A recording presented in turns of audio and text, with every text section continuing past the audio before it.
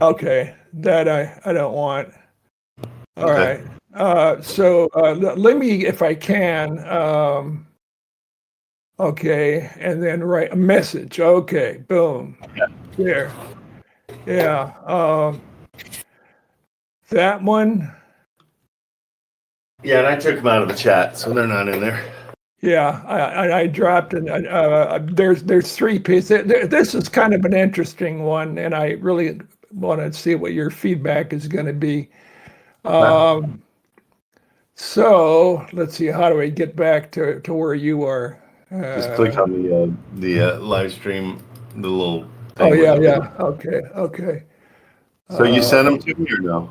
Yeah, I did. I don't see them. Try it again. So you go message, and then a message will pop up, and then drag them over to the message. Yeah. That's what I did, I believe.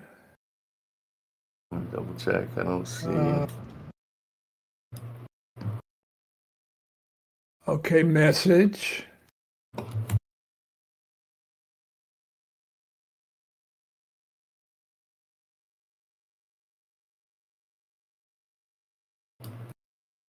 There. You got a whole bunch of them in your thing. For the last three are the ones that I'm sending over. Okay. Yep. There we go. Got them. Let's see. Okay. Nope. Lies. I didn't get them. Last thing I've got from you was the LOI. No. For River Oaks. Okay, let me try one last time, and then I'll just start talking about it. Okay, message. It shows that they're in there, Trent, on my end. Okay. Maybe I'll take a second.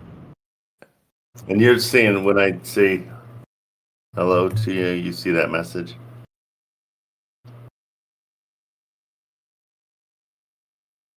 Oh. Okay. You see my hello? Just respond there. Oh yeah, I see that. Yeah, and so put them in. They're in there on my end. I don't know what more to say. They're two of them are in there, enough to get the thing going.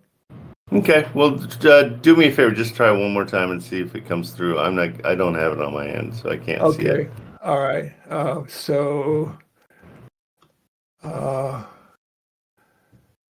Boom. That's one. And that's the second one. And it shows it's going through. Upload to Trent. Yeah. Okay. There's three. Yeah, they're in there now. They're all three in there on my end. Okay. Well, I tell you what, Senor. Let me just go.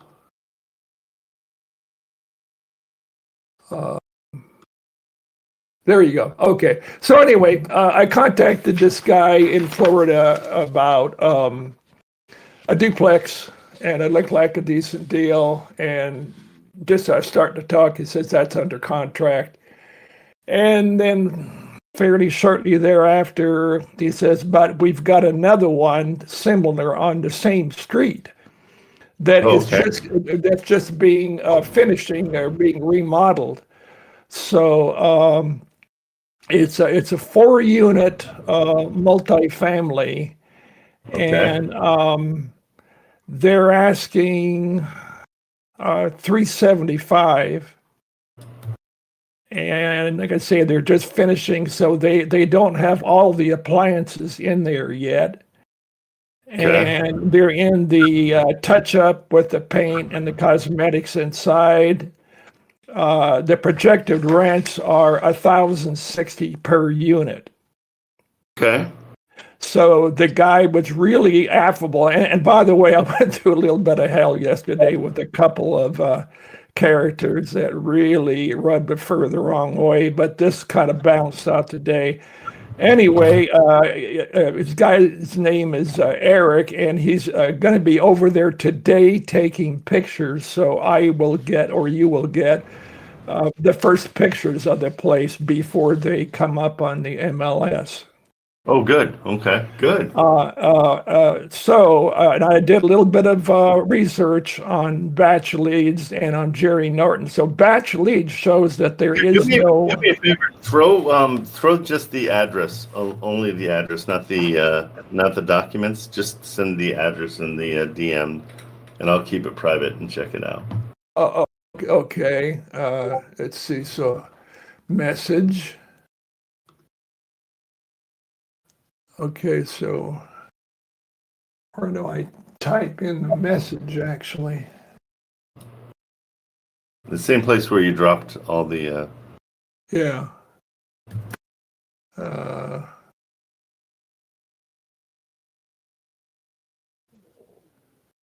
you see my message to you? Hello. Sup, right here. Yep. Okay. Oh, okay. Oh, boom. Okay. Yeah. Okay. Here we go. So if you didn't put the documents where you're typing right now, then that's why they didn't get to me. Okay. Interesting that they're showing up on my side. But anyway, okay. Jacksonville. Okay. I see you typing. But 32209.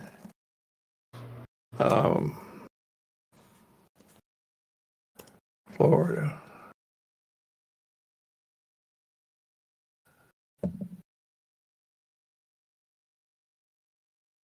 There we go. They came up. Now we got them. Okay. But what's interesting, Trent, about this whole thing is that obviously with the redo, and it's something like 4,200 gross rent there, is that they're asking 375.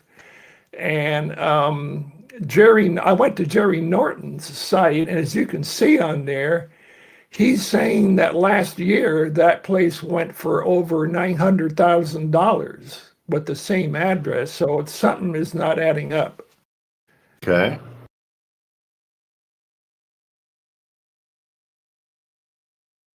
Well, I mean, the rents are great. You're getting 4,000. So, I mean, it's gonna, and they're renovating it right now.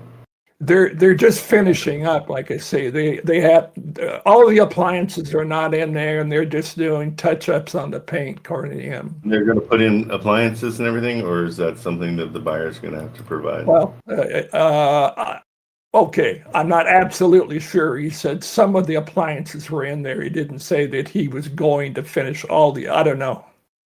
Okay, we'll see. But what's their motivation for doing it? It's just a fix and flip? Well, the cash flow is pretty good. And No. if, What's the motivation of the seller? well, they've got 6 or 7 properties in that area, so they're a small mom and pop, but it looks like they just may want to move one of their properties. Okay.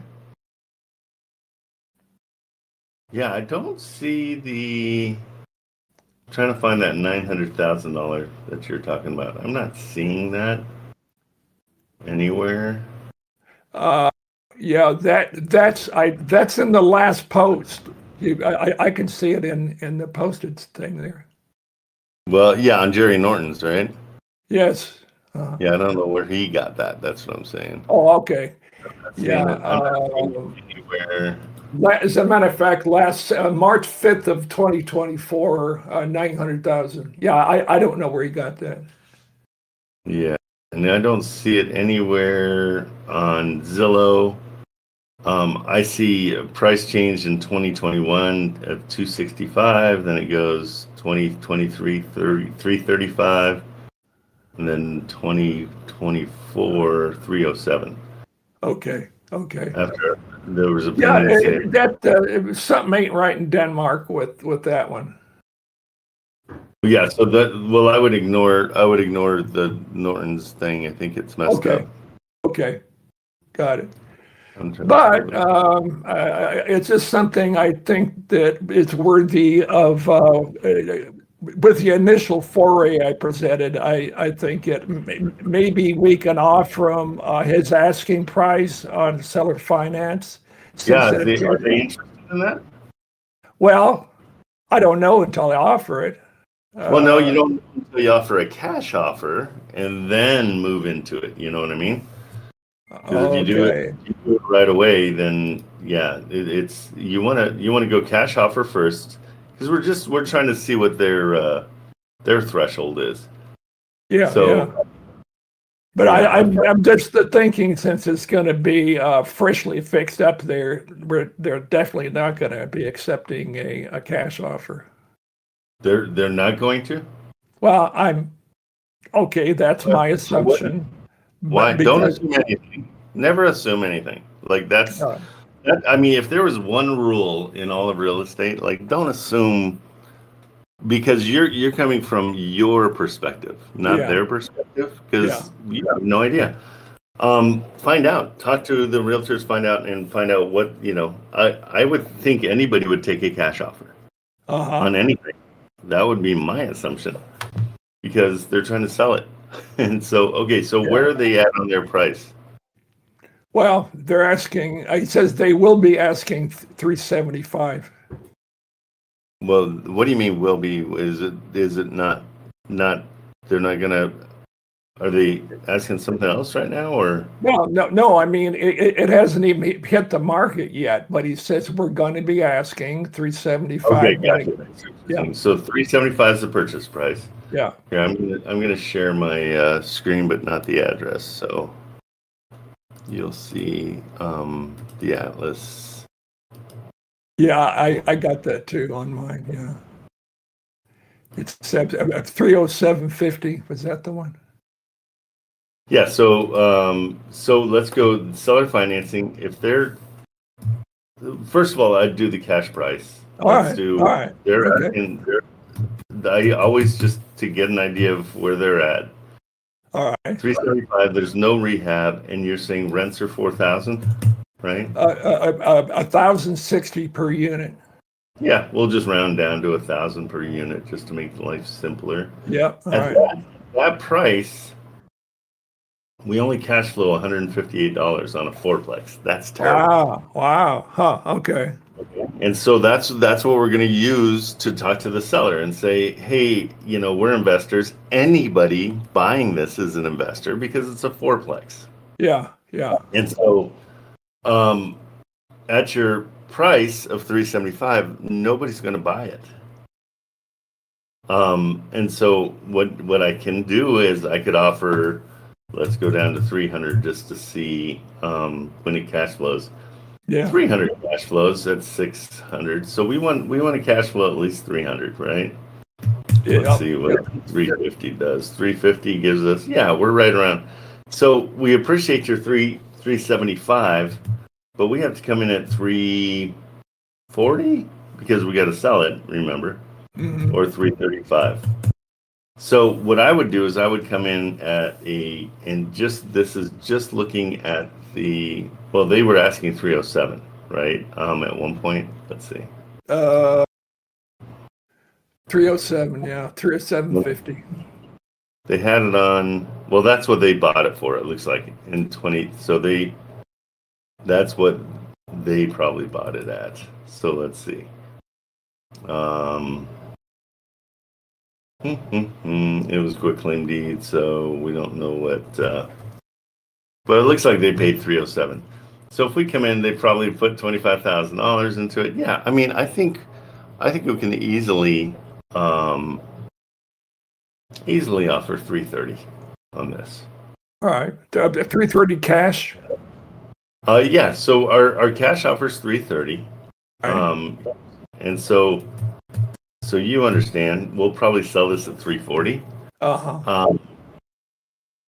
But it cash flows for 473 at 330 at 340,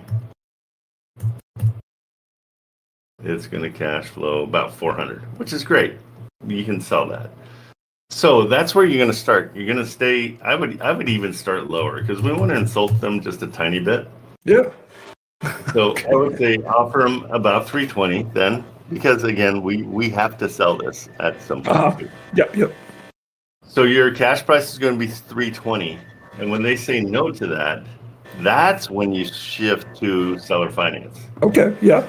And then you play the game of, well, you guys are asking 375, right? Mm-hmm. Say the only way I can, I can do 375. Is that something that interests you? Or what I would do is I'd say, how about if I did 380, just a tiny bit over what I'm asking? Yeah. And I'd ask the realtor, I'm like, would that interest you guys if I were would be able to come in at 380? And they'd be like, yeah. And it's like, okay, so I'm going to overoffer 380, and I'll put 15,000 down. Let's see what 20 would be. Yeah, so start with 15,000 down. It's a little less than what we usually do. And we want to go do we want to incentivize the seller to take a set of payments. Okay. Right. Mm-hmm. We'll give them $1,000 a month. So now our cash flow is $1,780 instead of $400, which what the cash offer. Okay. Now the cash flow is what? $1,780 a month. Okay. Yeah. Okay, so substantially better for us. Yeah. That's what I would do. All right. And I would do it. Yeah. I would do it soon because they're not done. Yep. And like say, you guys finish up what you got to do. I'm sure you've got more to go. But that's where I'd be with this. Okay. Should I bother doing an offer before it hits the market? Exactly what you should do. Okay, so I'll do the LOI at your first scenario, the 320. No, I don't want you to do an LOI. I want you to call them and talk to them on the phone. Okay, all right, call. All right. Yeah, because the whole point of this is we're trying to come in low, let them be insulted, and then come in with a solution. Okay. Right. And so it's like, well, hey, would you be interested? And say it like this. You want to make it a little bit more enticing. Like, would you be interested in an offer of 380? And just kind of play a little dumb, and they'll be like, yeah, 380? Yeah, that's $5,000 more than we want. It's like, okay, well, I want to do 380 to incentivize. I want to overoffer to incentivize the seller to take a set of payments. Right. What do you think of that? Yep. And they might be into it because they own this thing outright. On PropStream, I think there wasn't a mortgage, right? No mortgage. I don't have, but Batchelese, which owns PropStream. Right there. Yeah. If you look at it, Yeah. it's right there. All right. So there's no mortgage. It looks like they own it outright. So, and they've got other properties that they've owned for a while. Yep. So yeah, they might be into it, and explain to them that as an investor, you can't buy it at their purchase price. Mm-hmm. Yeah. It just doesn't cash flow. It does not cash flow. Excellent. Okay. This is good thing to kind of blow the cobwebs out of my psyche here. Yeah. Yeah, and I want you on the phone more than I want you sending LOIs. Okay. All right. I think your go-to is to send LOIs. That's to support what you're going to talk to them on the phone. Mm-hmm. Well, I'm not sending any LOIs unless I talk to them on the phone. Right, and then and kind of work out the deal and talk to them and find out what's going on, and then say, you know what, I'll send over everything in writing so it's a little bit more clear. Okay. And then they can present it to their seller. Okay, Trent. Yeah, thanks for the concise coaching. Yeah. Hey, no problem. Anytime. It's all about the highs and lows. You gotta knock them down to bring them back up. So yeah. Yeah. Let's see. Big got anything else? 1 second, just 1 second. Trent, are you at all interested in condos? If they cash flow? I always say it depends. First of all, a condo with what kind of homeowners association? Oh, Because sometimes right. that's brutal. So no, if it has a big association to go with it. Yeah, and they almost always have an HOA, right? Yeah, and that's the big reason that they're hard to deal with. Okay. Thanks, Okay. Mr. Trent, man. Thank you, sir. All right, buddy. You bet. Take it easy. All right. Let's see. I'm just gonna put this all back together here. Tyrell here or no? Tyrell's 3 properties that he's got going are doing great. A lot of people are very interested. We've got a couple. I got a Morby. I've got 2 from Homevestors that I called them just to see. I didn't know anything about them until I heard that the Investor Lift guys were going to San Diego to go to their conference. They're kind of like one of those, they buy houses quickly from people. They were when I talked to them, they were both the people I talked to. It routes you to whatever's closest to you. So I talked to 2 California guys about Ohio things, but they're like, wait, I'd like to buy that. And I'm like, oh, I didn't know you guys. Yeah, because it looks like you pay for a franchise that gets you the leads. It's like $70,000 to start up, and then I don't know enough about it to think of it being worthwhile, but they do want properties, and so it's another outlet for us to send a property to for sure. All right, anybody else have any questions going on? If not, let's do some searching. Give me an idea, guys, where we're at in the chat. What are things that you guys are struggling with? And let me focus on that today and see if we can get some people's questions answered by doing. There he is. Hey, Tyrell, jump up. It's a So Tyrell, how are you, buddy? What's going on? What's your buyers say? My buyer passed. He said there wasn't enough margin for him on the seller finance. But Well, wait. Now, what did you offer as far as monthly? 10 the 1,200. He was gonna match the 1,200. I'm assuming per month. The 1,200. The guy only wants 1,033. But you said the guy that you would talk to offered 1,200, correct? Yeah, but that's a whole different deal. I mean, that's what he's willing. He to was pay. he was curious what the guy was curious. Hold on. Return. Your seller? I mean, your buyer? The guy was curious how much he was paying how much the dude offered in terms of an increase in monthly payments. So I just Why would you tell him about that deal at all? I can't hear nothing you're saying. Hold on. Okay. You can't hear anything I'm saying. If you can't hear nothing, that means you can hear. We're going to change the double negatives in your vernacular. All right, there we go. What's up?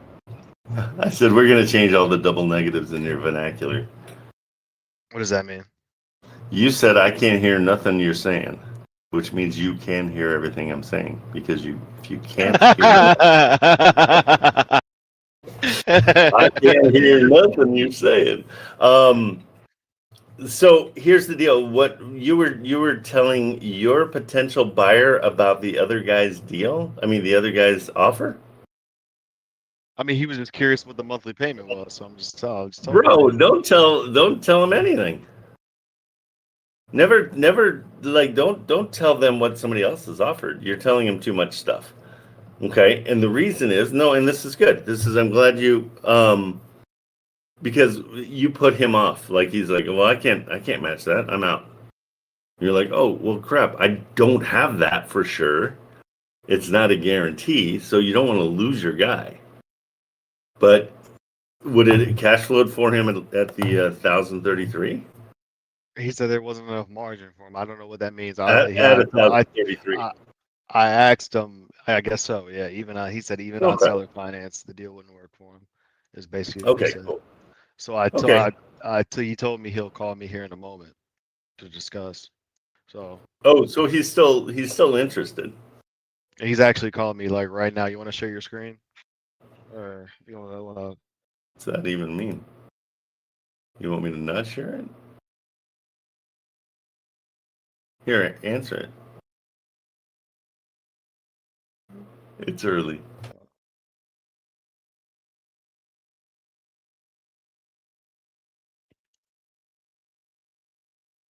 Hey, Kurt. Tyrell, how are you today? I'm good. I'm good. I'm good. I'm at like a 7 out of 10. Are you in the middle of trying to get this thing done? So because we can talk later in the day.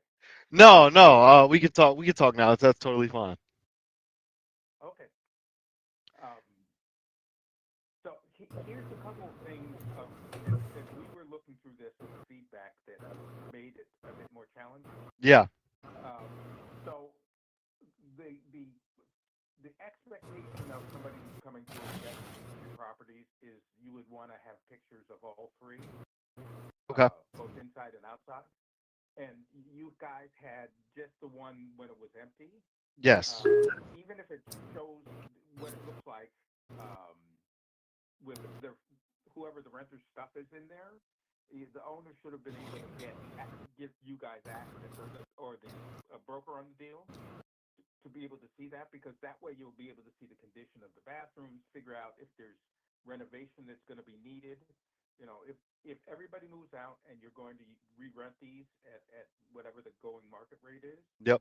you're probably going to need to spend some money for, it could be just painting it, it could be paint and flooring.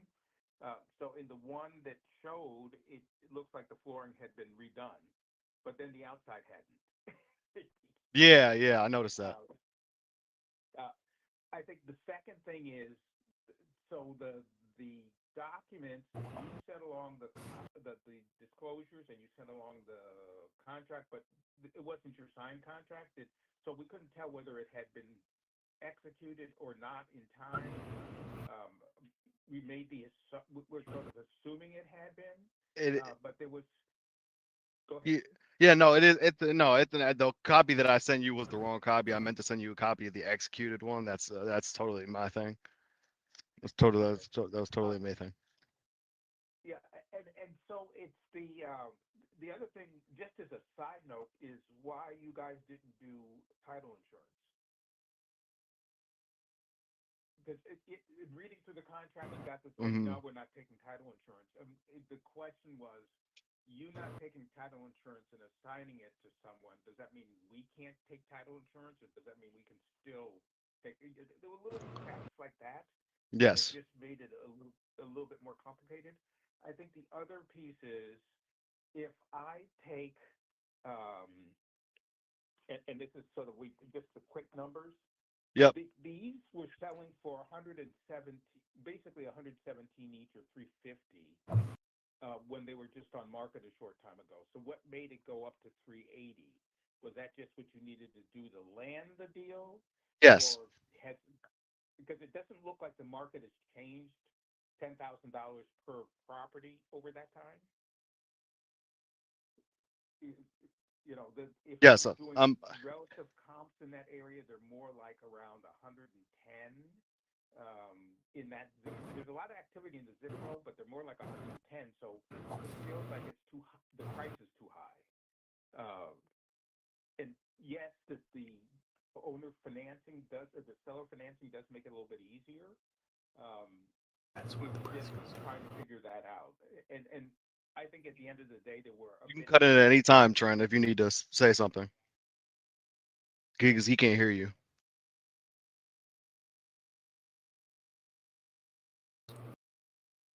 That they wanted, is there Yeah, we overoffer because the higher price is to get the seller financing incentive at 0% interest or 2% interest.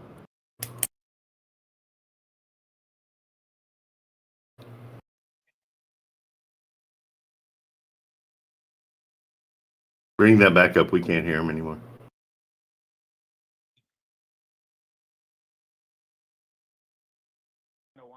Say that one more time, Trent. Yeah, we couldn't hear him when you pause. We can't hear it.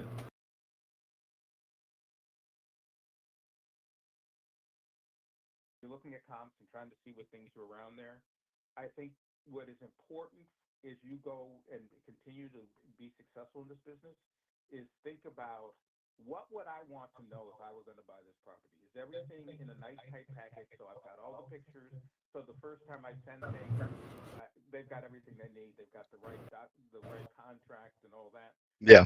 The back and forth just makes it more challenging. Of course, totally understandable. So the reason that I over offered on this, just to kind of give you some insight, is the reason I over offered it was for the just to get the interest rate lower and to kind of incentivize them to take a set of payments, because a lot of the times it is difficult to get somebody to seller finance unless you do over offer in some sort of incentivization.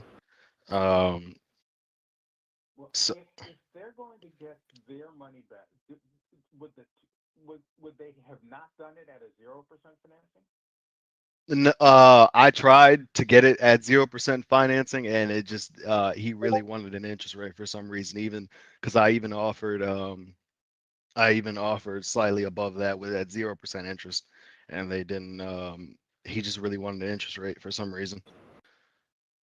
And did he ever say what he planned to do? So the 40,000 that was going to be the down payment. Did Yes. he ever say what he was using what he needed the money for, except that he wanted to get out of the property? Does he have an existing bill? Is there somebody who's sick? I'm just trying. I always try to figure out what the motivation is, and I couldn't quite figure that, because sometimes it's like, well, I just want to have interest. Okay, so if I can explain to you how we can make it better for you without interest, and potentially give you your money quicker, because we're not paying you interest on this, but you're going to get the balloon, then the time value money is much worth. At 2.5%, it's the same as leaving your money in the bank, or not, slightly better. The interest rates are just not that big right now. Yeah. Okay. No, I understand what you were doing. And your the other folks are all set to go. We're what they really were doing, they told you they're doing. we're still discussing terms. We're still discussing terms with them, and then I have to talk with the real estate agent about those terms, and then we should be moving forward with them. But I was just really, I was interested in your feedback, and I just wanted to hop on the phone with you and speak with you about that. Which is, it's great insights, craft beer insights. So I appreciate the. Was this helpful? Yes, no, it was. Yeah, and I think what happens is my partner has been doing this for a long time. There's also how much time it takes for us as the investor to get all the pieces together, because the way that I understood it was structured with a $40,000 non-refundable deposit after the land. It's like, where's the title company? How's it going to? I'm trying to figure out, when do I need the money? Where do I need it? There was nothing in here that you guys didn't have to put that down in any EMD, and that seemed odd too. Yes. Just as a side note, even if it's $1,000 to show that there's good interest, because otherwise somebody's going to say, "Well, this isn't really a deal." Yeah. So just think about that as you go forward and you're locking these things up. That you Okay. put down some amount that gives them confidence that you're going to be able to perform as it goes forward. Gotcha. Okay. And how has the broker been on the other side? Great. You've been talking primarily to the broker or Yeah. primarily to the owner or a combination thereof? Mostly with the agent. Nothing solid with the owner. I mean, everything has to go through everything obviously has to go through the agent. So we've just been going back and forth mostly with the agent. Yeah. Okay. Again, the other thing that I find is if I can actually talk to the people, and you can say, hey, agent, can we have the owner on the line at the same time? And I'll share this with both of you. So be Yeah. transparent. But that way we can understand what is really going on. Because maybe instead of 40, they need 80, and maybe they already know that there's 40,000 in repairs, which means it's a totally different transaction in reality than what it looks like on paper. Yeah. Does that make sense to you? Yes, that makes sense. So much to this is really being able to keep control of what's going on. If you're at the whim of the agent who obviously is looking for commission, and so you for sure you want to get them paid. It's just that if you're depending upon them, some of them are incredibly sharp, some of them are absolute knuckleheads, Hmm. and so the more control that you can keep over how it's going, the better that it is for you to lock something up and then dispose it within the time frame that you need to do. Yeah. Any thoughts, And Trent? not have to end up taking a haircut to get that done. Yeah. Okay. Is there anything in terms of the terms, anything that we could go back to the drawing table with or is it just a completely done thing where it's like I'm not trying to pressure you or anything. It's just a question that I have to ask. I think we're done from our end. Okay. It just felt that I was running around with a bunch of stuff at the end of last week too. So it's like it's not like I was sitting in my office. I'm only focused on this one thing, and I can call right now. So I also figuring out how to be more efficient as I look at these things, and it just usually takes a little bit of time. When was that? You put this up on Thursday morning? Yes. Right. So you put this up on Thursday morning, it's Monday. If somebody was looking at it on Friday, I don't know if they would have had all their money in place and everything. So the ones that say, hey, here's an offer, may simply be, it's like, we think this is a starting point, then let's negotiate what it really looks like. Hmm. Yeah, and I've got one guy going to go walk it. I've got one guy going to go walk it sometime this week. He's getting back to me. We've got the Morby Method guys. So we're still getting some traction out of this. Good. Yeah. The questions I think I asked them, are they going to sign up today? If so, then it's done and you're good and you'll make your fee and everything will work well when it closes. Or is it really, it's going to take a week? Yeah, it's good. We're probably going to be biting through the inspection period. I'm sorry, I didn't mean to cut you off there. You're probably going to be Just going through the inspection period, just seeing what sticks. okay. The other thing you may want to do is when you're writing these contracts Mm-hmm. is give yourself the ability to extend the inspection period. I didn't see that specifically, but that just gives you a little bit more flexibility. Okay. It's similar to if somebody goes and gets a short-term loan or a private money loan or a hard money loan, whatever you want to call it, you want to upfront anticipate if something goes wrong, and instead of 4 months it takes to do this job, it takes 8 months, that I already have something built in, that I'm not literally having to go back to the market and get another new deal from at scratch. Yeah. Okay. That makes sense? Yes. No, that makes perfect sense. So just it's it's a lot of it is about the flexibility. A lot of it is about what is a reasonable time frame for this to come together. So if the reasonable time frame is I'm going to put it up on Thursday, and I'm going to expect it's going to take a week for people to come there to have their contractors walk through to get the most beneficial. So I have, hey, agent, I have three different offers that three different people that I want you to potentially assign this to. Here's which one I think is the best based upon everything we've done. But rather than, okay, so there's the one guy on Monday, and is there any place where you actually say in this that people have to put down the 5,000 USD in order to lock this up? Truthfully, it's just a format. It's a formality that we go through. We hold it, and just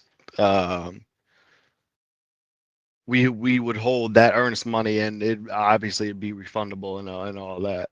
But it's something that would, because as you stated, there is no earnest money in the contract, so that's something that we would hold just as a good faith as our like earnest money deposit that anything's not going to go through. Does that make sense?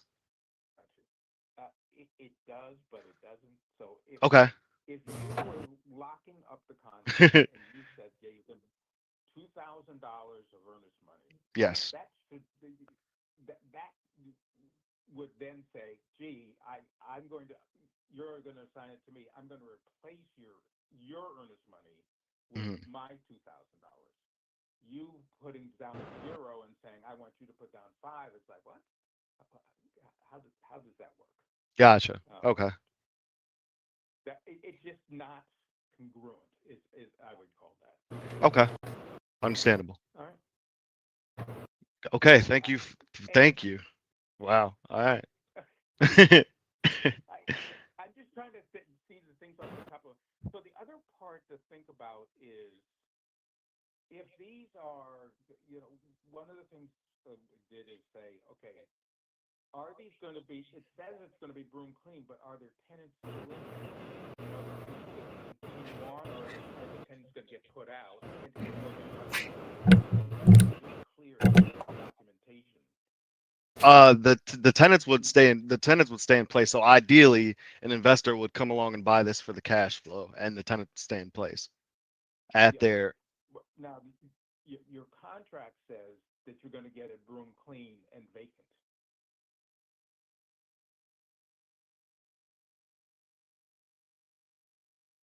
I believe, if I read it correctly.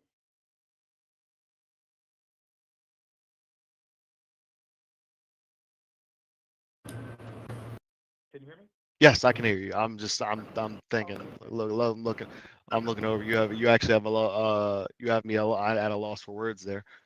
No. I am. Look, Terrell. I am not. This is not about beating you up because I get beaten up. No, please do. My end all the time.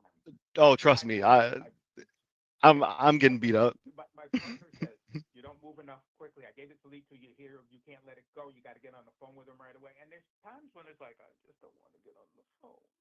It's not that I can't talk to people and make things and make them happy and all that. It's just like, oh God, this is painful. At least me and you see the eye on that, Kurt. Yeah, I just want to get my first deal done. I just want to make like enough money so I don't have to deal with my wife and pay this and pay that. Oh my God, it's Christmas time. How are we going to do this? What's going to happen? What's going to go on? So I completely get that piece. Yeah. So don't think just because I'm an OG, I don't take a beat down on a basis here and there. Man. I love it, Kurt. Thank you so much. I was curious, can I get your actual your buy box for what you normally buying so that I can kind of like so I can start bringing you deals? Like what do you So we do a variety of things. So we do wholesaling just like you guys and look for. I've got a couple pieces of software. So for instance, I was able to look in Mansfield and see where over the last 6 months where all the sellers have been, and what's in it by zip code, how many transactions from the most to the least, and then what the averages were for the transactions within there. I can actually go out and buyers within this thing, and so you say I want buyers in Mansfield, Ohio, and it will say here are all the people that.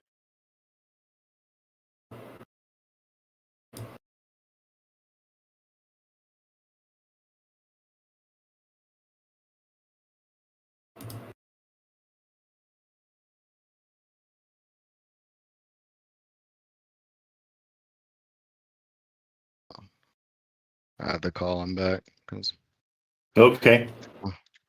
my phone call dropped. Bro, yeah. he's great. Just let him talk. Like, he is teaching you so much stuff, and he's giving you the insight that we need from the buyer side. He's awesome. Yeah, let him. Yeah. Hey, sorry about that. My phone call dropped. It muted. I don't know what happened. But you said you were.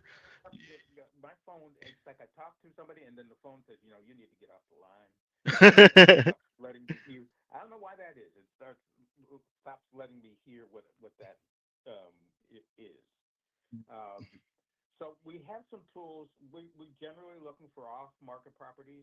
We want to have a property that we can send to somebody who wants to fix and flip it, or somebody who wants to buy it for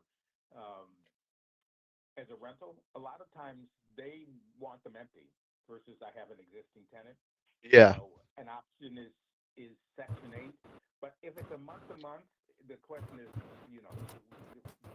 other than you want to do something, are they going to really want to sign up for what the new rent is? Yeah. And then it's a hassle, because then I got to evict somebody versus they're out. I can come in, I can do whatever I want to do to do the rental, and then I can rent it in a couple months later on. Even as an it's not always beneficial to have the existing tenants staying in place. Gotcha. Okay. So at least for this deal, what would you say are like your top 3 things that made it a no-go for you? Not enough information right up front. Okay. And it all coordinated, the pictures, and the information is, are they free and clear or not? Are there any liens? Is there any other kind of circumstances? I can read the property thing, but it doesn't really tell me sort of about any financial encumbrances that you would have to deal with. A tenant that looks in the contract, a tenant that looks like they're in place with no, it just didn't feel like it. It felt like it was sort of put together quickly versus we thought through all the details or would think about it from that aspect. And then I think the third thing is, does it really make sense as a rental? Because it's odd, instead of he wants to sell them as 3 pieces. But I think I asked you the question, are these individual properties? Are they going to close individually? Because there's a difference of what we can do if it's those 3 are wrapped by some other financial thing versus they're really individual properties that have no debt on them. It just makes a difference on which, because you may say, I want to keep the 2 3-bedrooms, but not the 2-bedroom. Yeah. And I want to sell that to somebody else. It's just those would sort of off the top of my head be the 3 things that made it more challenging. Okay. Okay. Thank you. Yeah. Please keep in touch. If you have things that you're doing, I always, my thing is about building relationships. And, I always like to try my best to pay it forward and not give you bad information. And you go, who was that guy in Connecticut? Oh my gosh, knucklehead.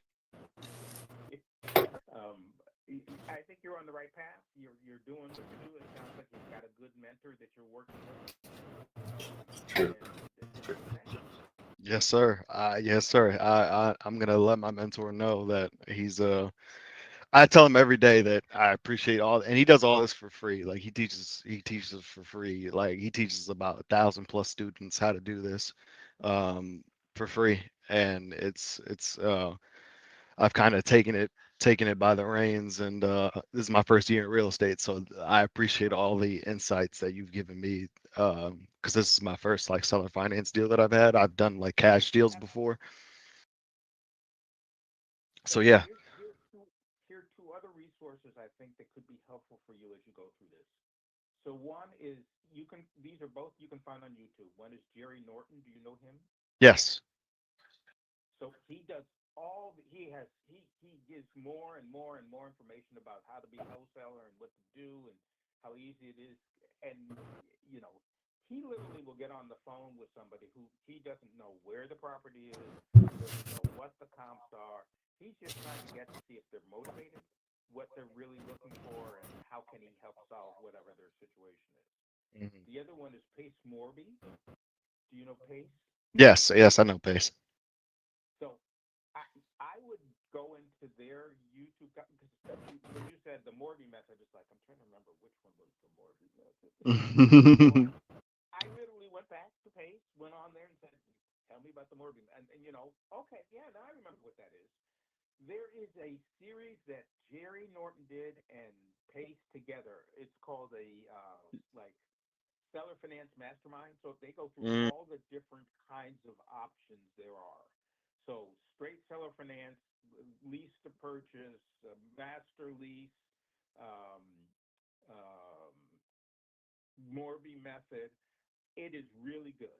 They break it down. They give examples. They show what's the difference. Put that in resource when he's talking about different if you put a wrap around it. That would be, I think, a really good thing for you to spend. They're interesting. They're about 45 minutes typically per one. You know, and they'll say we did that. So I think there's about 10 or 12 of them in the series. This was done in the last year or two. They're both really good guys that like to give information, and that was really helpful. I found as I'm trying to figure out how this all works. Gotcha. Okay. Thank you so much, Kurt. I appreciate it. If there's anything that I can do for you or whatever you need, just let me know. If you need a loan for whatever reason, I've got a guy. What does he do? Is he short-term money? I'd have to go. Honestly, I'm not too well versed, but I know a guy, and I can kind of. I'll have to collect that information from my mentor, but he's got a guy that does like up to 200 million, depending on the project. So if you need anything like that. Same thing. I have a funding source here that can do everything from EMD and short-term to DSCRs and. Oh, okay. All different kinds of asset classes. So I always like to find out who else is out there that's doing that. So why don't you, as your one homework for me, get some more information about who your lender is, because it's always useful to have multiple options. Gotcha. I could do that. All right. All righty. Go back and with I hope I haven't told you too much stuff. No, you haven't. Good. I didn't think I had. You can figure out what makes sense. Yes. And work on closing this deal. Alrighty, cool. I'll let you know how it goes. Please do. Alrighty, thank you so much, Kurt. I appreciate you. Yep. Be well. Yep, I will. Thank you. You as well. Bye-bye. Bye-bye. Bro, so good, like so good, guys. That was a masterclass in what we've been talking about. Like, don't be afraid to say you don't understand stuff. Okay, this guy just gave Tyrell just a massive amount of information that is so great. I think number one, and this is for my guys. Hey, when we do these, let's make sure that we're really putting in everything to so the buyer can come in, see everything. They don't have to do any research. It's all laid out right there for them. One thing that it made me think is when a place is rented, it's always tough to get pictures. But I think what we need to do is talk to the realtors from now on and say, hey, I'm willing to send the tenants $20 if they're willing to take 30 pictures of their place. Yeah. And and just get those pictures. Those pictures are so valuable. Yeah. because buyers are flying blind. They don't know. They have no idea. And I put the masterclass, the creative finance masterclass, I threw that in the chat as well, and we'll have it in resources. Marilyn will put that in the resources. But bro, what you did there by allowing him into the fact that you're not an expert at this and you need help, he was just vomiting information to you, which is so great. Were you taking notes? No, I think it's all recorded. I'm gonna go back and listen to it.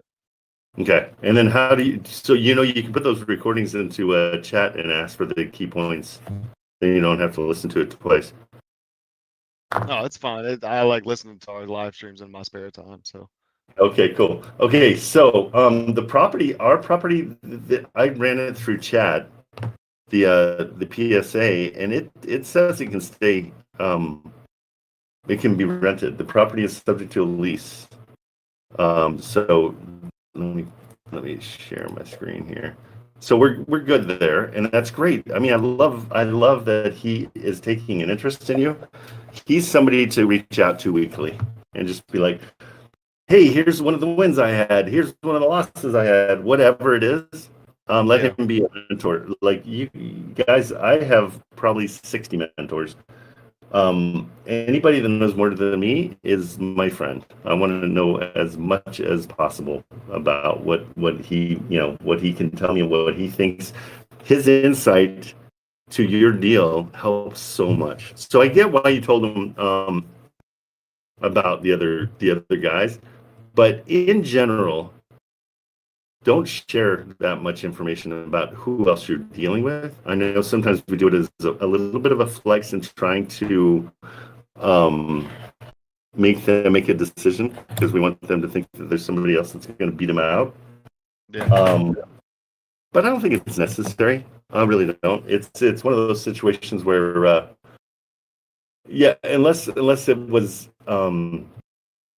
signed, like if we are that close to doing a deal and everybody agrees verbally, then it's a reach out to this guy and say, hey, just so you know, we're about to sign with these guys. I just wanted to give you one last chance.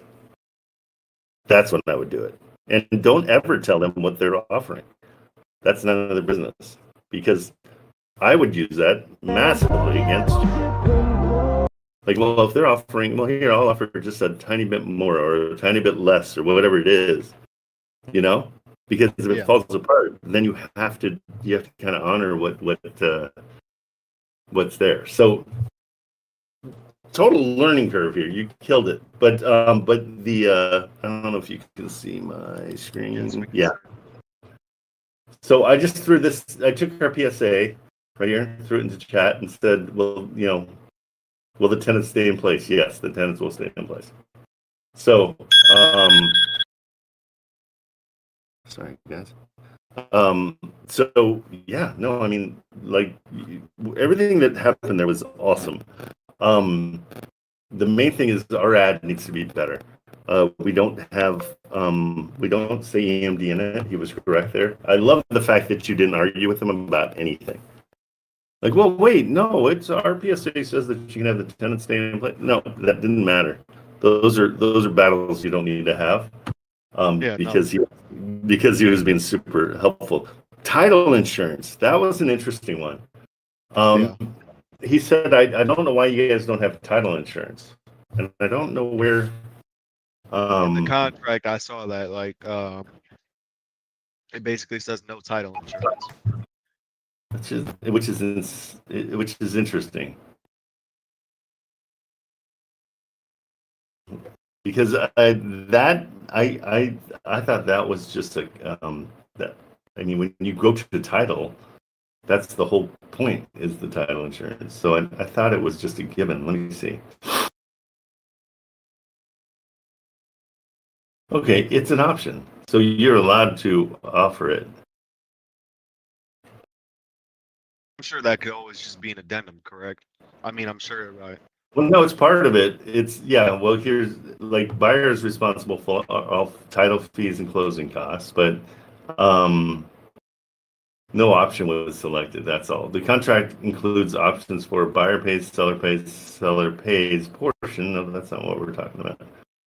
We're talking about title insurance.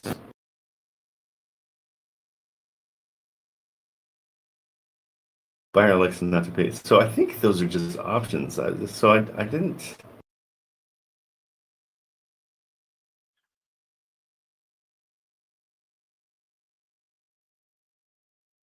Yeah, I mean this will all happen, no problem. Like that's why it was kind of an interesting one. I haven't heard anybody say that before.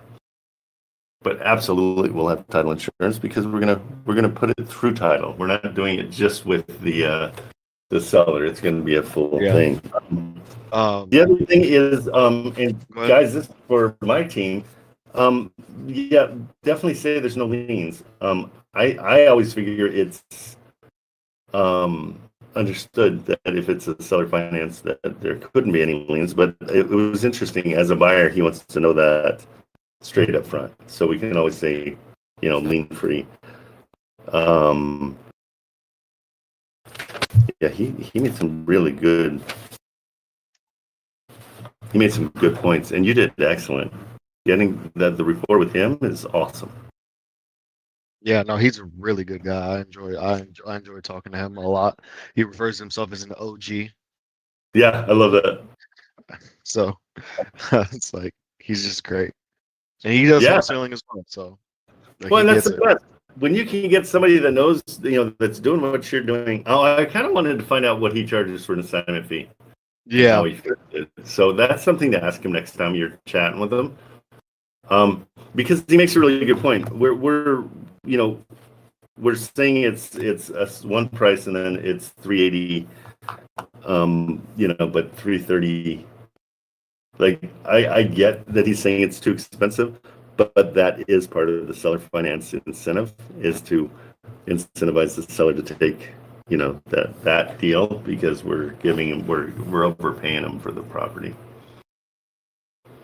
But solid, really solid. Guys in the chat, any questions? Because that was super solid. It's the buyer's choice. They want the title insurance.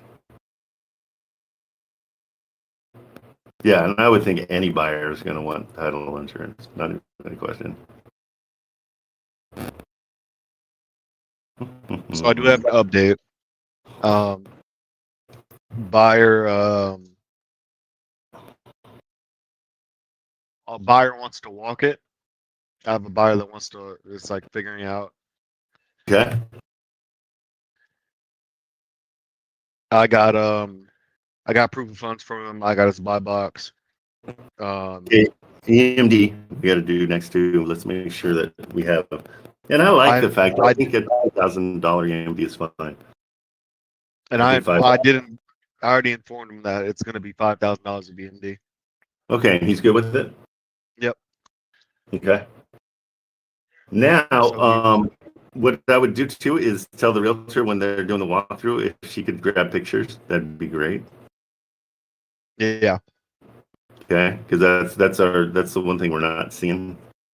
We're not seeing how bad it is, how much it needs, and we're basing it all on faith. Like, we're trusting what they're saying needs to be done. We're not seeing it for ourselves. Yeah. So just ask the realtor, and that's part of the realtor's job, is to provide that. That's not a problem. And then I have a copy of the previous inspection reports I'm going to send to you as well. Oh, good. For all three properties, and then she's getting me proof of residency. Cool, just the leases and stuff. Yeah, as much as she can, as much as she can on it. Excuse me. Yeah, even when somebody's month to month, they still have signed a lease of some sort, because there's a million things that are more important than the time that they're there. So there should be leases. Okay, good. This is going to help. And what I would do too is just say, some of these things were provided, so we might need a few more days for the inspection, just because of the lag time for some of these things down the road. Yeah. Not right. Yeah, we might need an extension on the extended inspection period by a couple days. And just blame it on that. Yeah, and just say, it was hard to get some of the documentation, and so that kind of slowed us down. Yep. Because I did Okay. just ask her for the previous copy, the copy of the previous inspection reports. I just got those today, so it's not far-fetched that I ask for Yeah. a couple extra days on the inspection if need be. We'll wait for it till we need it. Okay. Don't ask for it now. Just when we get close to the end, say, hey, we're gonna need a few extra days. If that's a deal killer, then it's gonna be, she knows you're wholesaling, so that's the difference. And again, I kind of like when people know what we're doing. I like it being a little bit more straightforward because then they see what we're up against on some stuff. Yeah. Okay, cool. And then what was it like with the Morby guy? Did they back out or? No, this is all over the weekend. So they're hot to trot. I've got two other guys that saw them. They're like, yeah, we're very interested in that. I'm like, okay, great. So I've got 3 total that I'm dancing with, and so we'll see. Yeah, do you want to? Because I was thinking like if you have anybody that wants to walk it, we could have like a walkthrough party with the realtor. Well, and we want that. Like the more often we can get buyers all going at the same time, the better. Yeah. Because I don't want to schedule a walkthrough and then be like, oh, we need to know. I don't want to do that. She doesn't want. Well, obviously, she doesn't want to do that either. Nobody does, but that's the nature of the beast. I mean, not everybody's going to have the exact same time, including the renters. Mhm. So don't worry too much about that. Yeah. So what's But those kind of pictures are going to help a ton, and that's what you can tell her too. Say, hey, if you can grab and say, figure 30 pictures per unit, that'll save us from having to bother them again for walkthroughs. Then people can really see what's going on. So incentivize her that way. It's going to save her having to go back. But that's her job, is to walk them through. So it shouldn't be a big deal. That should not be a big deal to her at all. Okay, sweet. Yeah, I mean, if you got somebody that wants to walk it, just let me know in the next couple of days. No, absolutely. Yeah. And, No, I literally talked to these guys on Saturday. He was going to put it. He was driving back from somewhere in Tennessee, and he had bird doggers call me. I mean, it's like that one's really solid. I feel really good about it. Super nice guy. And they're incentivized because they're not putting any money down. They're getting money out of the deal because of the Morby method. I still am not in love with the Morby method. I told them that. I said I never really, and he's like, oh, we could probably change your mind. And I'm like, well, good luck, because I don't over leveraging something just doesn't make sense to me, and that's the whole basis of it. Again, people do it. It seems to work for them. For my comfort level, though, I'm very conservative. You kind of seen it in what I bought. I don't buy fix and flips. I don't, because there's too many things that could go wrong in a fix and flip. I don't want to do those. But yeah, I mean these guys seem really solid. The guy I talked to, he was going to put it in front of his partner, and his partner was going to reach out. So I've got one meeting right after this, and then they're going to be my second meeting for the day. I'll call them and get them going. Also, I've got that company, Home Investors, that the investor lift, David. They're coming to San Diego to go to some convention for home investors. I'm seeing that as kind of a solid source for selling homes. And it's weird. Like when I called, it routes me to whoever's closest to me and my cell phone, not the address that I put in. So they're putting me in touch with somebody in Ohio, but the 2 people I talked to were both like, that's a great deal. And they're both in California. And so it got me thinking, like, Californians are clueless that there's $100,000 house out there at all. Like everything here, you have a condo that's a 1-bedroom condo, it's 700,000. Like you just, nothing is cheap here. So when they see those things, they're like, whoa. yeah, let's do that. And so I've got 2 of those home investor guys, plus the one that they're going to put me in touch with in Ohio that are all 3 interested. So again, will it happen? I don't know, but we just get on the phone. We keep on going. Okay. Okay. Until the Yeah. paper's signed, nobody's buying this thing. That's the Okay, keep cool. that as your mindset. You know what I mean? Because we get excited and we think, oh man, this is working out great. I mean, like a perfect example is the investor lift day. There's one guy that David called, Scott, who has 40 places in that neighborhood. And he's like, yeah, you guys should buy it. And that was his answer to the whole thing. I'll revisit him, but he didn't like it because I think it still is pretty expensive, but that's because he's a seasoned investor and he has his funding source. For somebody that doesn't have a funding source, this is delicious. A lot of these people that can get into this without having to qualify, that's worth overpaying. And so that's who we're going after. We're going after the newer investor, not the seasoned investor. Make sense? Yeah. And how do I go about vetting buyers on Facebook? Because I usually just ask for proof of funds of some sort before I show them anything. Yeah, perfect. I think that's the way to go.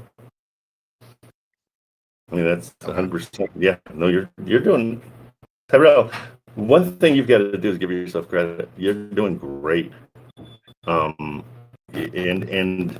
being honest with people and being a little bit vulnerable and saying, you know, hey, I kind of don't know what I'm doing, but if you can help me, that is gold. And nobody teaches that. I think I'm the only one that says, hey, go in and say you don't know what you're doing. Because everybody else is like, Yeah. credibility. And I'm like, no. My mom is the queen of playing dumb in the negotiation, and she has a portfolio that's ridiculous. I mean, she owns tons of stuff here in California and in Albuquerque, and she's built it all herself. And a lot of it is playing dumb in negotiations because everybody feels like they're taking advantage of her, and she's not getting taken advantage of. She's taking care of business. So well done, well done. I'm super impressed. The show. Okay. And All thanks right, for all the bro. kind words too. Jeez Louise. What's that, Marilyn? Will B has a question on the chat, Discord chat. On the Discord chat? Will B. What's the question? Let's see. Willsby, my son Ryder and I were on together a few Saturdays ago. I've been on here as much as I can. We're getting started. Should we set up? No, not yet. Not yet. Set up an LLC once you've done like 5 or 6 deals. What you're going to do? I know in California we pay $800 a year for an LLC. Don't do it until you're ready to. I ran my television production company for 10 years without an LLC. I was a sole proprietor. You can be a sole proprietor. Once you get to the point that you need protection, that's when you get an LLC, because an LLC provides you a little bit more protection. But no, for now, the only thing I would do, like absolutely 100%, anything you buy, anything you do, put it in a trust. Okay, the trusts are super important. But no, not yet. Wait until you get started, because it's an $800 a year expense that you don't need to be paying. Okay, Tyrell. Well done, sir. Yes, sir. You got it. I love seeing where you've come. Like, it's so great. Like I know you say you've been doing this a year, but I mean, you really got going about 4 months ago, 5 months ago. Yeah. So I'm psyched for you. You're doing super great. Yeah, I got a couple people calling me, so I'm gonna jump on the phones and see what Okay. they want. And then Go do your thing. Okay, cool. Later. Okay, guys. Any other questions? Let's see what everybody else has got going on. Again, let's learn from each other too. You guys, your best resource in here is the other students. And if you have questions and you see somebody doing something you like, get with them. Like DM them and say, hey, hey, Tyrell, I'm impressed with you. Or, hey, Marco, where you been? No, I know where he's been. No, but check in with each other and develop those relationships. This is your network. And somebody says your network is your net worth. And there's a truth to that, because we cannot do this by ourselves. Not even possible. Anybody that tells you that you can do it on your own, it's not true. If you want to be successful, you got to get a team going. And the best way to get a team is be a teammate to somebody else, and you guys don't have to pay each other. You're helping each other out, and and that way you're going to build, and that's the only way to build, for sure. Okay. Let's see. Any other questions that we got? And what do you guys want to do? Do you want to search for properties? You want me to get you guys some properties? You would need an LLC in the state you're in, or the state you're doing deals. It can be either one. You know what? The cheap LLCs are in Wyoming. So a lot of people will do that for taxes and for that kind of a thing. But traditionally, you do an LLC in the state that you're doing business, for sure. Okay, cool. You mean Wholesale Atlas? So the 1% rule, and I think it has gotten confusing for you guys. The 1% rule isn't a guarantee that you've got a deal. It's a reason to call. Okay? So if the rents are 1% of the purchase price, then that's a reason to call. Because, but let me tell you, if it is exactly 1% of the purchase price, it's not going to be super great. So let's do an example real quick. Let's go to that Wholesale Atlas real quick, and I'll just pick up anything. I'm just going to pick up anything. So let's say the purchase price, and I'll kind of spell this out. Right here. Okay, if the purchase price was 50, let's call it 58,000. Let's just call it 60, just so you guys can see. Okay, the purchase price is 60,000. Okay, let's go to cash just so you can see what we're talking about. Purchase price is 60,000. Okay, and let's say the rents are 600. Okay, so we come down here right away. It only loses $24 a month. Okay. And so that's not cash flowing positive, right? But it isn't, let's say the price was 90,000 and it was 600 a month. It isn't minus 233.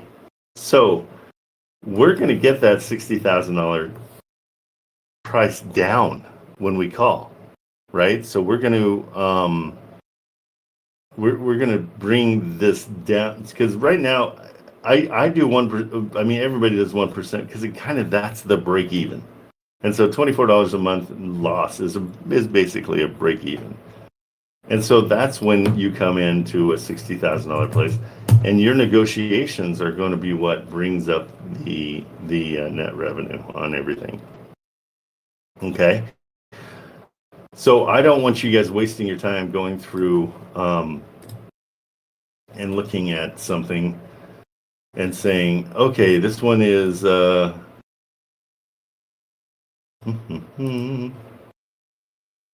me find one that's good real quick. So if you come through, let's go deep here. Maybe I should just change this.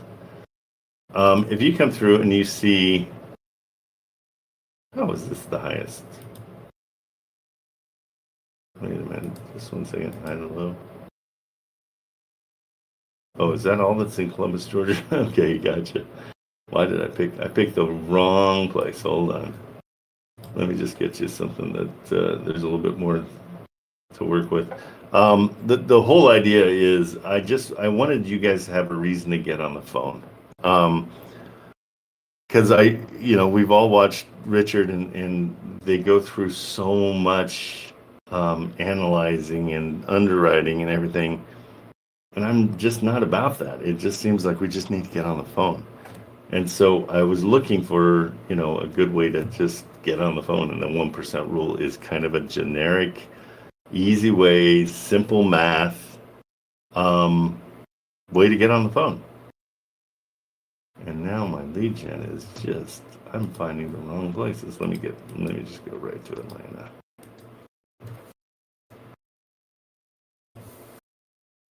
I just love this place just because of the name, Schenectady. Schenectady. It's kind of like where Tyrell lives in Makalaki. What is it called? I can't remember. Hold on. So if I go, let me find a good reason not to call, so we can go through that one real quick. So stand by.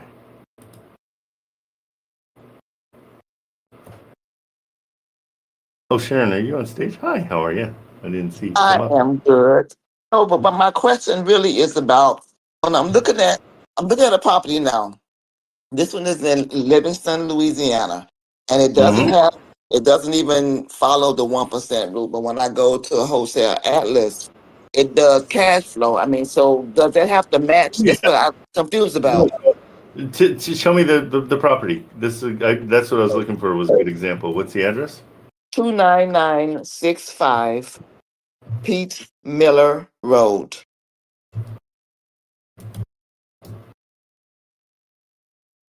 Peach? Yes, Pete, P-E-T-E. Oh, Pete. Gotcha, Miller. That makes more sense. And it's in Okay. Livingston, Louisiana. Okay, so we're at 189, and what are the rents? Well, I looked at the HUD fair market rent at 1610. I looked at that, but I was he was willing to take seller finances was the reason I even looked at it. Okay, so now, so seller finance is different, right? Because we're changing the rules a little bit. So like, But don't they want to rent it out? what's that? Maybe I said, whoever buying it might want to rent it out, and if it doesn't match, then am I just wasting my time? No.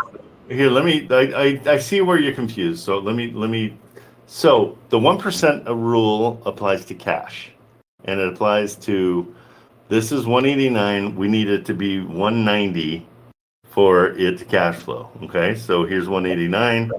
It loses $203 a month, which is not bad. Okay, because if they're incentivized to take seller financing at 189. Right? Let's call it 190 just so it's not confusing.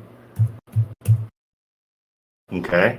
And they'll allow us to put $10,000 down, and the rent is $1,600. Here's where the money's made. Is we're going to only pay them $400 a month. That 25% of rents. Then it does cash flow $719. Now the 1% rule has nothing to do with seller finance, because right now we're paying our monthly rent to the seller is $400. So as long as it is renting for more than $400, which it is a lot more because we did 25%, then it's going to cash flow. Does it make sense? Yeah. So That was holding me up. It's like, I don't understand this. I'm just waiting. Okay. Oh, no, you're good. And so this is what we want to do. I mean, this is a great example of seller financing allowing something to work for us. And that's why we would come in on this one and say, hey, Mr. Seller, I see you want 189. I'm going to make it 190 again. I see you want 190, but my calculations, I'd be losing money each month. And so I'm an investor and I need to make money. How about this? I could offer you, let's say it's 120 a month, right? To make it cash flow. Now cash flow is where we like to be. Okay. Say for me as an investor, I need to come in and offer you $120,000. I don't want to do that because you're going to say no, because that's not what you want. You want 190, and I'm dropping the price 70,000. But what would you say if I came in and offered you 195, $5,000 more than what you're asking for? They will say, wait, what? Why would you do that?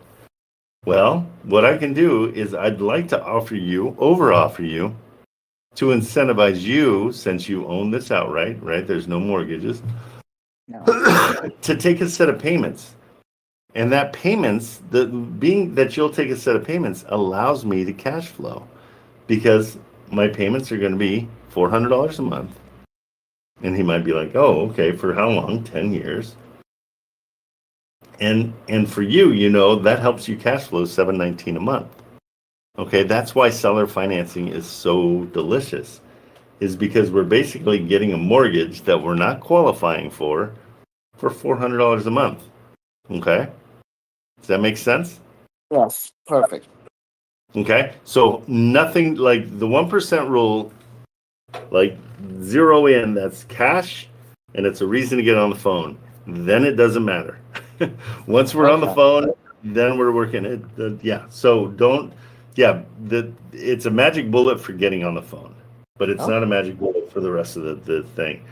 Seller finance, though, and when you can incentivize them, that's the beauty. And I think I've showed you this before. The beauty is once you're negotiating with them, you can send this up to 210, let's say. $15,000 more than what they, what we said the first. It doesn't change the monthly of 719 because we're not changing the $400 a month. Do you see what I'm saying? Yes. So Okay. Yes. we want to try to never change this. We can change this all day long because that's only going to come into play. So we started at 190, right? Mhm. Let's say then we're going to be a balloon payment of 141. Okay. When 10 years, when we're done making 719 a month for 120 months, then we're going to pay the seller at that price 141. So if we bring this up to 210, the only number that changes is that in 10 years we're going to pay 161 because we Okay. raised it $20,000. We kind of don't care because 719 is our cash flow times 120 months, which is 10 years, is $86,000. So we've made $86,000. Do we care that we're going to spend an extra 20? Not really, because we already killed it. Okay. I got it. So, Thank and you. yeah, and more times than not, you're out of it by then anyhow. So Okay. okay. Perfect. Thank you. Thank you so much for that. Sure, no, absolutely. You probably, I mean, I'm sure everybody else had the same question. It's only for getting on the phone. That's Okay. it. Okay. Okay. I got you. All right. Thank you. Thank you. Take care. Marco, what's happening? Hey, Trent. So I Hey. got back from the Arizona real estate agent, sent me over to another agent with another listing, and I just texted you the info about it. Okay, cool. It's a 4-bedroom, 4-bath, used to be a sober living facility, and I believe Ooh, it's 2 tenants occupied. excellent. And that's But going to it needs be some renovation in the kitchen. okay, but that's an incentive for pad split people too. You want me to keep it private, or do you don't care? No, I don't care. I didn't think so. I don't think anyone's gonna go after my deal. And where'd you send it? I texted it to you. Oh, text. Okay, hold on. Yeah. Yeah, I texted you the address and copied the email that he sent me.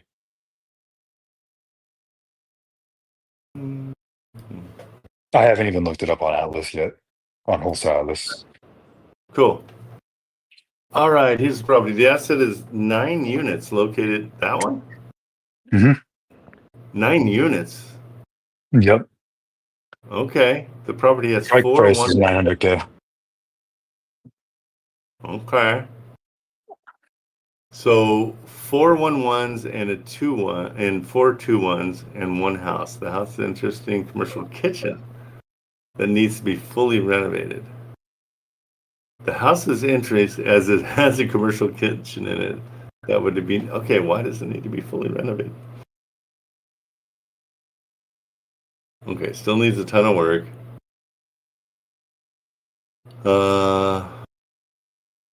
currently property has 2 occupied units. So there's 2,600 coming in. Strike price is $950. Okay, let's see. All right, this one's going to be. So now we need a buyer in your area, which shouldn't be hard because people want Phoenix, and at that price, we might be pretty good. Hold on, let's see. Let's see how much it. Did they give you any indication on how much it needs? No, they just sent me that email late last night, so I haven't even been Okay. able to call to ask any questions on it. Figured I would show it to you first. Okay, so 2 occupied units at 1,300. I wonder if those are the 1-1s or the 2-1s. I'm assuming the 2-1s. So let's just conservatively say it's 9,000 a month, right? As rents, 9 units at 9,000. We'll call them $1,000 a month. I don't think you can get $1,000 a month in Phoenix anywhere, right? Maybe in some really low income areas, but Right. an average is like 1,400. Okay. And they're saying 950. So worst case scenario, you're cash flowing. Wow, I really want to see pictures on this one. So guys, I think that's that's going to be our thing from now on, is making sure we have as much visual content as we can get out of these guys. Did they send you any kind of, I know this is all you got, right? Yeah, that's literally the entire email. You're like, Trent, quit asking. Let me just see if there's anybody else. I mean, if it's posted anywhere. Oh, okay, kind of weird. Jeez, it's on a huge lot. Going to regrid. And whereabouts in Phoenix? You know this area? Here, let me check. Actually, I didn't even look at it.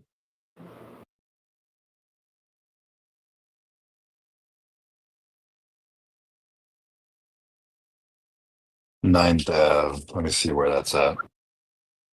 It's so funny, this when it's a street, yeah, they've got a huge lot.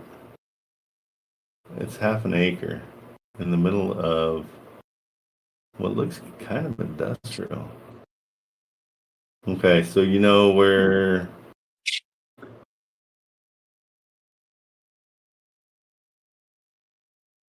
gonna get a landmark here. I can't even see the Black Canyon Highway. Do you know that? I'm not familiar with that area very well.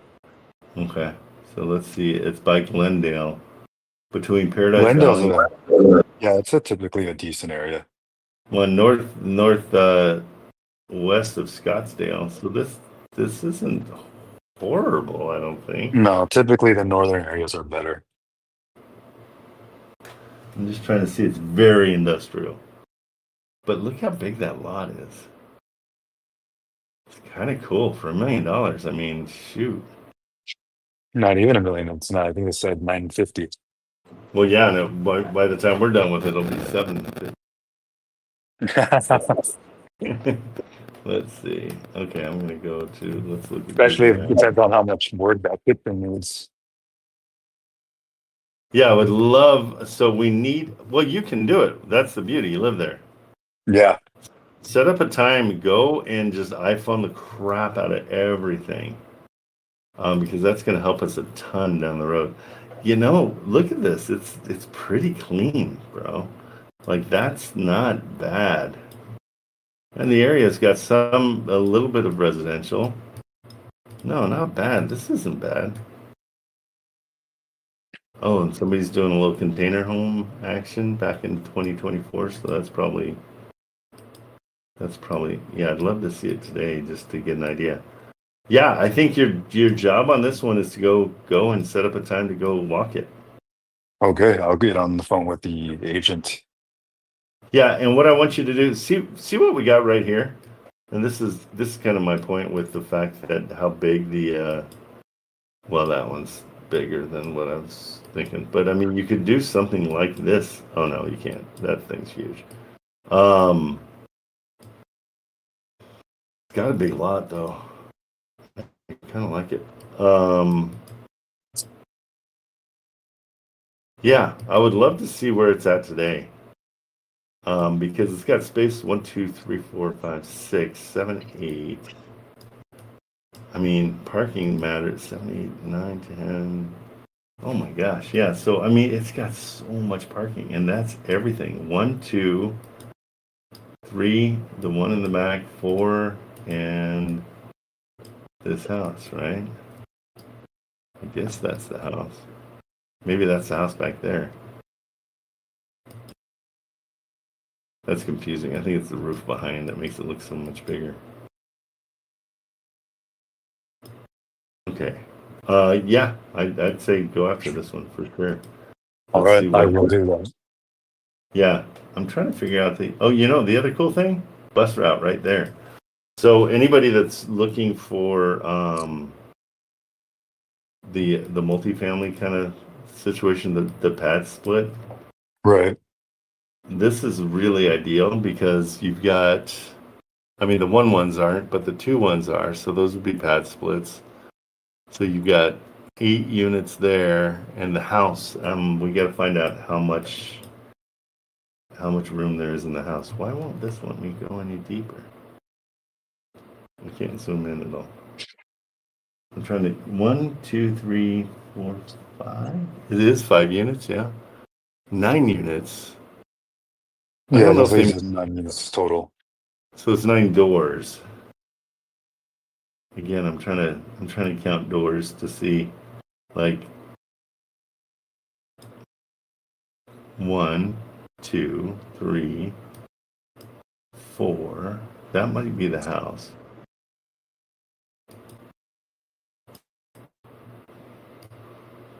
5, 6 in the back. 7, 8, 9. So there's got to be. Oh, there's 2 here. So yeah, interesting. And it's. I mean, it was clean in 2024. I wonder what. Let's see. Here's a way that we can get. Is that right? The address. 94. 9424. Let's do this. Just to get research. Let's go sober living.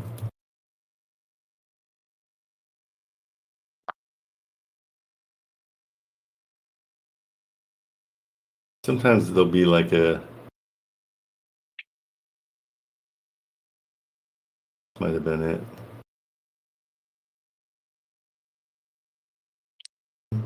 Yep, that was it. So it was called Sunny Slopes Transitional House in Phoenix.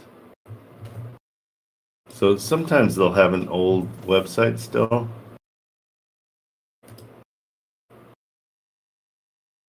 No,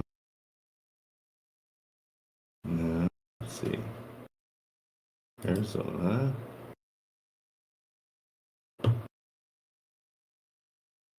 Just so we can get some kind of idea.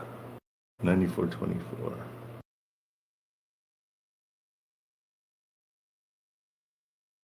9424 Sunny Slopes. There it is. Oh, and it goes right back to this.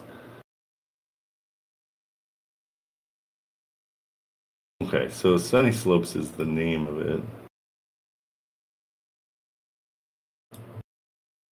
That, and then try.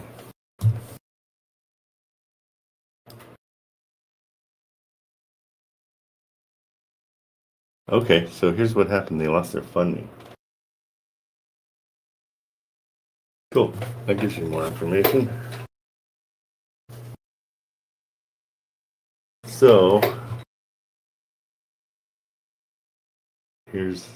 so when is this? This is 2016, so it's way before. That doesn't help. Okay, so you know a tiny bit more about it. Yeah, get over there and see if you can. Oh, could it be this? No, that's sunny slopes. But yeah, get over there and see. If you put eyes on it, at least you'll be able to walk it with the realtor. Yeah, and it's a good education for that too. Yeah, give it a go. See what happens. Awesome. Is there anything specific you want me to ask them while I'm there when I'm contacting them? No, you Outside of know the kitchen? everything. Yeah, you know everything. Yeah, you know everything that you need to do as you're walking through. The key is just be like roll video as much as you can. Right, I will. Yeah, I'll see if I can just record the entire walkthrough. Yeah, and do when you're doing your shooting, not to, but be slow pans and be Yeah, deliberate about it.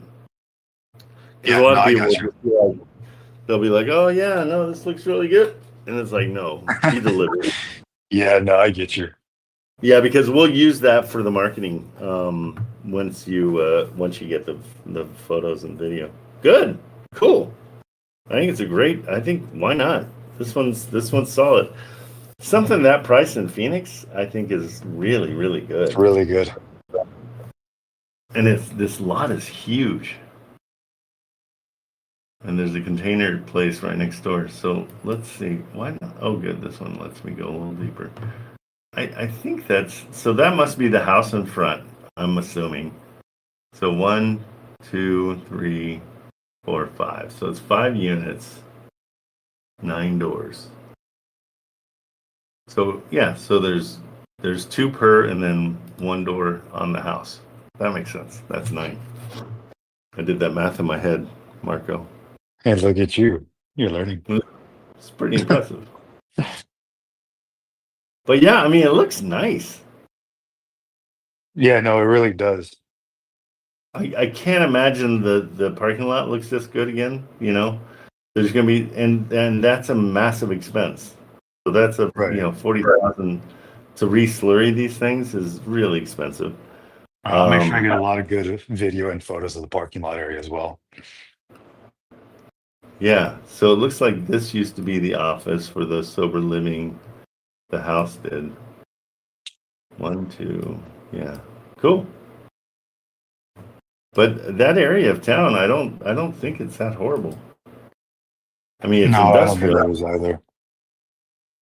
It's definitely industrial. But it is right there on a bus route. yeah, which is huge. It's a big deal. That part's a really big deal because you'll get people there that don't have cars. Exactly. And there's tons of parking too. So, and that's by the 17. You know where that is? Not familiar with that area. Trying to see what's around there that is. I mean, it looks like there's an amusement park, castles and coasters. Yeah, that's where Castles and Coasters is. It's an amusement park. Okay. Yeah, so I mean, you're not. I don't think you're in a very like ghetto-y area, but I mean, it's definitely industrial. Because everything in here is industrial. A lot of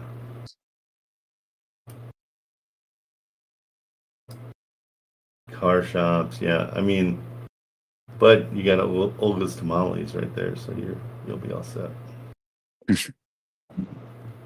That's cool. I think it's really interesting. Oh, and if you die, you got the cremation and burial services right there. Oh, what a good business model. Sober living right next to the cremation services. Well, there is that's kind of cool. Like you back up against the family services. Like it looks like a state-run Arizona Women's Education and they're temporarily closed, but there's a family services right behind. Yeah, I think it's a good property. If it's not hammered, I have a feeling we're gonna roll in and it's gonna be Yeah, with the price they're telling us, that's what I'm expecting as well. Yeah. Did Especially you when do they're anything? telling us we need a rehab on the kitchen. I'm assuming it's got to be pretty bad. Well, it's interesting because a commercial kitchen is bulletproof, and so I would think you would want to keep a commercial kitchen. I don't know if they're thinking. I don't know, but also I'm you gonna, could I reach out. assume like, go ahead. You can also reach out to the, other sober living places, kind of like we're doing with the beauty salon, and Mhm. just see what it is. I can definitely do that. Let's see what PropStream says about it. Did you look it up at all? I did not.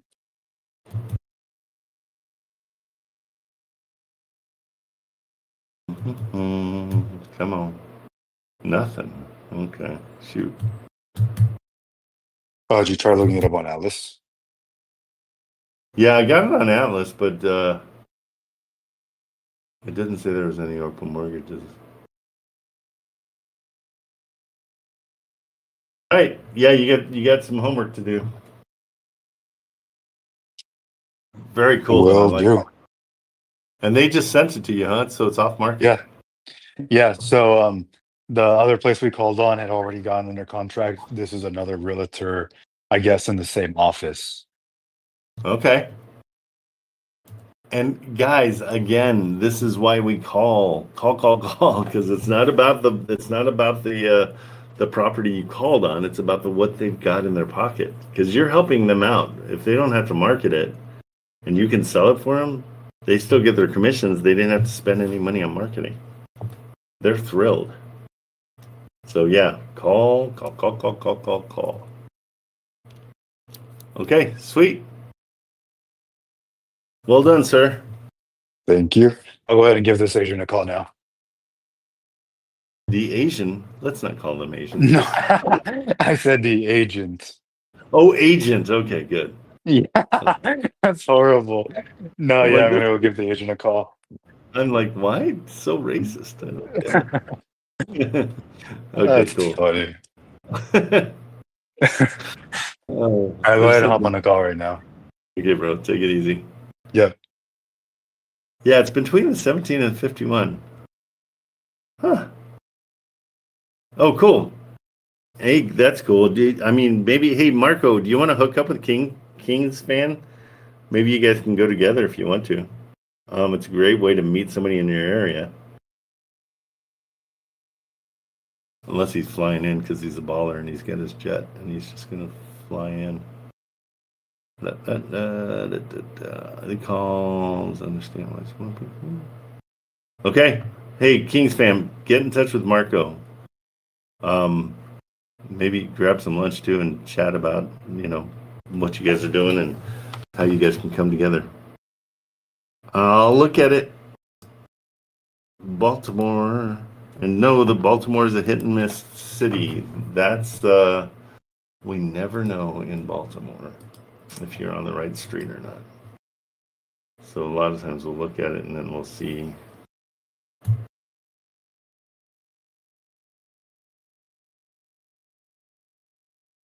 There we go.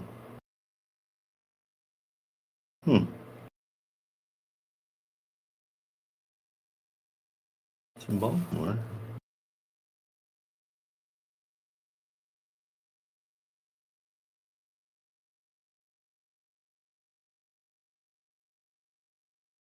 Did you find it on Atlas?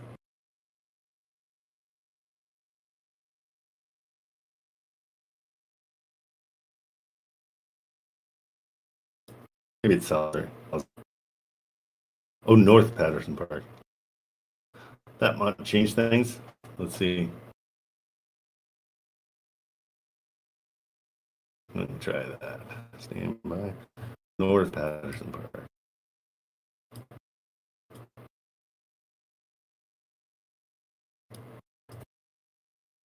$400 north.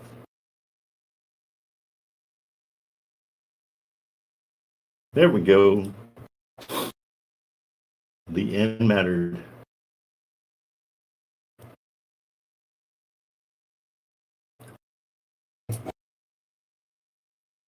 Oh, okay. This is not a typical Baltimore. This has already been fixed. Unit B. Okay, so it's a duplex. Excellent. Really nice. Now the key is the neighborhood.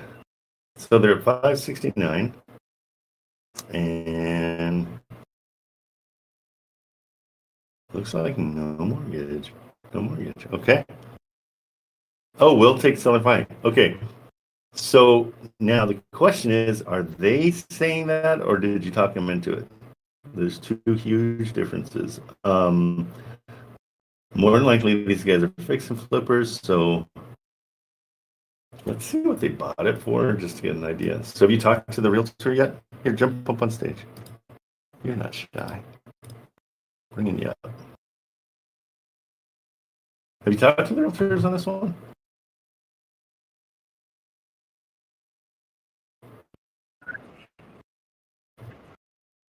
Okay.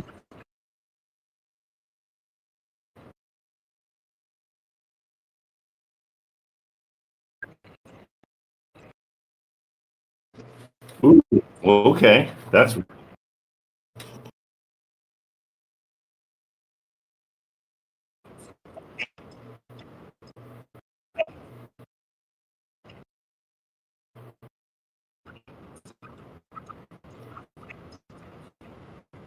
okay. Yeah, he's got 3 total. So he's not a huge, not a huge company. So that's good. Okay, so Patterson Park. Oh, we got photos. We already saw that. And so it's a duplex or a triplex? So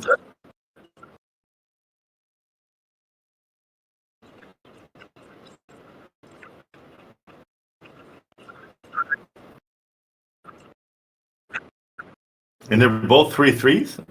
Is that right?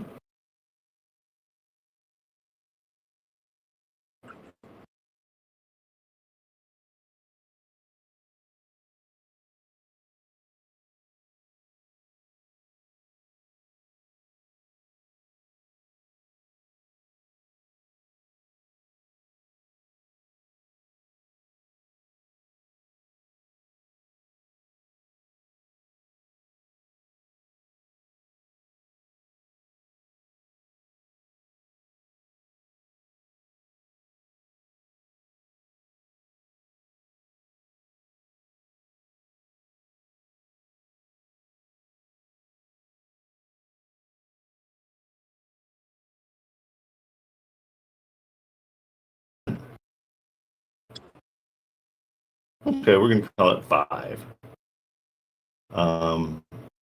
So 2,500 for each, and it is, yeah, because it says it's 3 fours, but they're not. There's a 4-4 and a 3-4,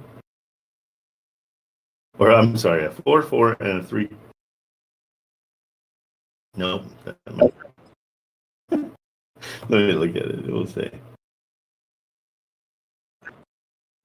6. Each of the 2 units has its own private entrance, design begins. Yeah, so they're probably 3 threes, 6 bedrooms, 6 full baths, 2 half baths. So 3.5, I guess. We'll see. So, which I don't. That doesn't scare me. That it's. I think 2,500 a month for each of those isn't horrible. 569. Okay, so here we go. This is one of those where we're coming in. The 1% rule isn't happening because I needed it to be $5,600 a month, but you said it could be 6,000. So you had the reason for calling. It's perfect. So, but it doesn't cash flow at their price. It won't cash. Even at 6, let's see we'll switch between. So even at 6,000, it does cash flow. I mean, it loses $100 a month. At 6,000. Okay, so we're going to use the normal is 5,000. Section 8 is 6,000. So what we want to do is come in and make an offer at this 5,000 rent to get it to cash flow. Still doesn't cash flow it. Let's see. Got 400,000. it cash flows. Okay. So here's our argument. We're going to call them and say, hey, Mr. Buyer, love your place. You've done an amazing job. The most I can offer as an investor, which you're only going to get investors buying this. This is not something that a single family is going to live in. It's $400,000. I hate making that because I know you're looking for 569, but in order for it to cash flow where we need it to cash flow to be something that is interesting for us as investors, we'd have to go 400,000. Okay, and you might even say, because we want to be a little bit insulting on this, so let's go 385. Okay, so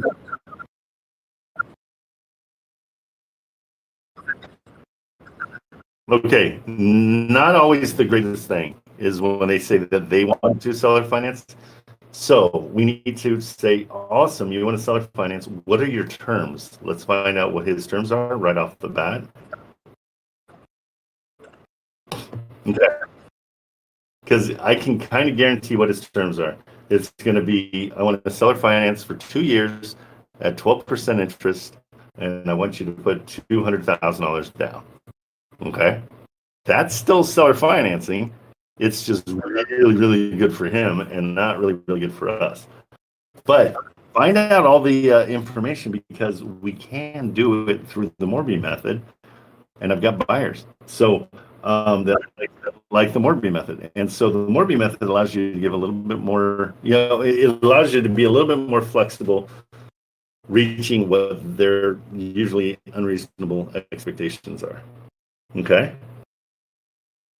So be ready for it to be unreasonable and just kind of roll with it. Okay. And just be like, oh, that's really interesting. Let me sit down and figure out, all my figures and everything. But yeah, that's very interesting because that will be, I guarantee that's what he's going to ask for. So 12% down, 12% interest is what he's going to want. He's going to give you a 2-year balloon and he's going to want, I'm going to say $200,000 down. Okay. So don't.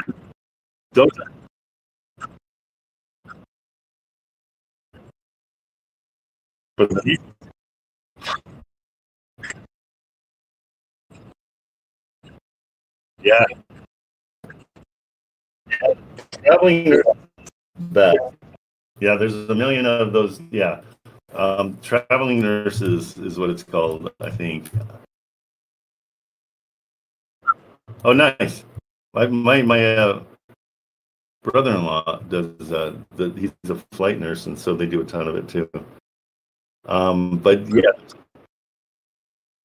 yeah, so travelingnurses.com. So yeah, you can reach out to these kind of places, and that's where a buyer's going to want to go for sure. Okay. Yeah, let me know on that. I'll be back tomorrow morning. I want to hear. But be ready. It's not going to be a delicious.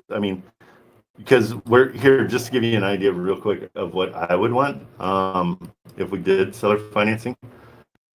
They're asking 569, right? So I could go 580. We're going to over offer, okay?